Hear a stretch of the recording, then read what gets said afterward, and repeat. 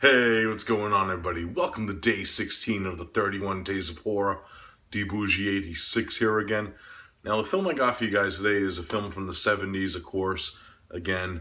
And this one was released on physical media really recently from Vinegar Syndrome, which is one of my favorite companies out there right now.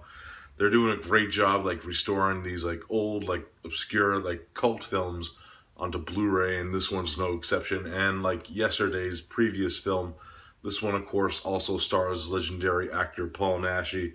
And that, of course, is Count Dracula's Great Love. Yes. Now, the main plot of this one, we're introduced to our main central group of characters, which includes our female lead, Karen, and her friends are taking this carriage ride through the woods, and a turn of events happens where the carriage's wheel actually flies off, and they're trying to search for the wheel, and then the carriage rider actually gets killed by one of his horses, and the horses end up flying off. So they're pretty much stuck in the woods where nowhere to go. So they end up trying to find this a place to stay for the night, and they run into this old sanitarium that they drove by earlier, and they meet the person who lives in this sanitarium, who is this Dr. Marlowe, who's played by Paul Naschy's character. And when he's introduced, he introduces himself, and he's very hospitality, and he offers them to stay as long as they can until his delivery comes in where they could get a ride back into town.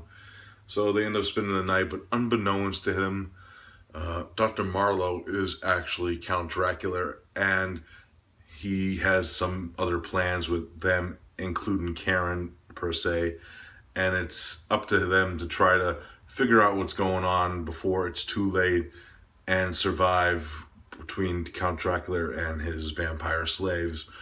That is pretty much the main plot of this one without going too far and crazy into it. Now, my thoughts on this film. Really cool, Spanish Dracula film, I have to say. Actually, this is the first time watch for me, a few of these are. And I liked how Paul Naschy actually played the role of Dracula, because in the beginning of the film, we don't even know that he is Dracula pretty much, because he's acting as this other character of Dr. Marlowe. And he does this sincere performance where he actually cares for his guests and their well-being. And even in one scene before we find out the reveal that he's actually fighting off some of the vampires that come later in the film, which is a very odd perspective of a Count Dracula film and type film. Now, this film has a lot of fucking crazy sleaze and nudity in it also, with a lot of the female cast members, which gets a plus in my book because there's a lot of titties and different shots and very sleazy stuff from the early 70s, which makes it great. And this film has a really cool atmosphere too. There's a little cool scene where Karen's actually walking through this dungeon area, and there's this mist and fog that's on the ground, and it's very mystifying, and the slow motion of the scene is really, really gripping and atmospheric. And I really do like this soundtrack, even though there's one scene at the end where some of the music gets kind of repetitive in one certain scene that's kind of a spoiler, so I'm not going to go really too into it, what happens in that. But it kind of took me out of the mood with that one scene and shit, but really good stuff. There's a lot of good blood and, of course, vampire bites, and I like the look of the vampires too, because there's one main vampire that we see first in the film, which is very fucking cool. The vampire's eyes are mystifying, and the first reveal actually was holy shit, and fucking coolness right there.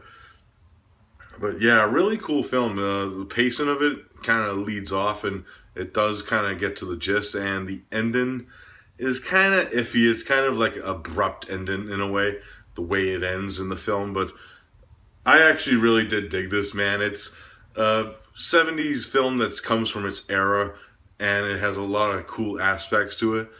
But at the end of the day, there is some kind of goofiness in some of the scenes, and the ending kind of But I still highly enjoyed it for the most part. It had some cool atmosphere and a really cool musical score, except for a few repetitive scenes and shit. But cool stuff from the early 70s, and if you're a fan of Paul Naschy, I do recommend it. So if I had to rate Count Dracula's Great Love, I'm going to give it a solid 7 out of 10. Fun ride, decent watch, and really cool stuff, of course, for Naschy fans. And the transfer from Vinegar Syndrome is pretty fucking awesome. Probably one of the best releases of this film, to be honest, because it does have multiple releases in the past.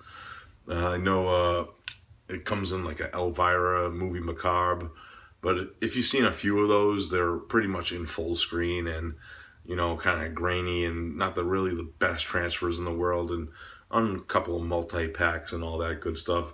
So if you are interested in this film, this is probably the best release out there, and it's fucking awesome. Alright guys, that's it for day 16. I'll be back tomorrow with another one. Not sure what I'm going to review yet, so be surprised, and as I will be. So I'll see you then. Peace out.